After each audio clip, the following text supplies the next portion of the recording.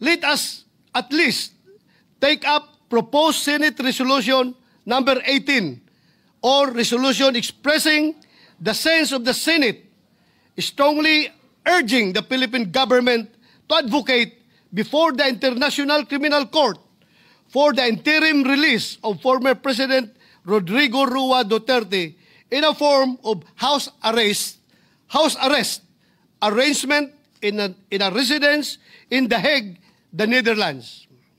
Hindi naman siguro kalabisan ang hiling na yan. Sa tingin ko ay hindi naman sobra. Lalo na't magpapasko na.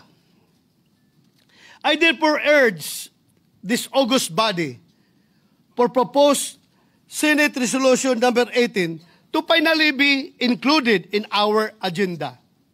I am asking this not just as a senator, but as a Filipino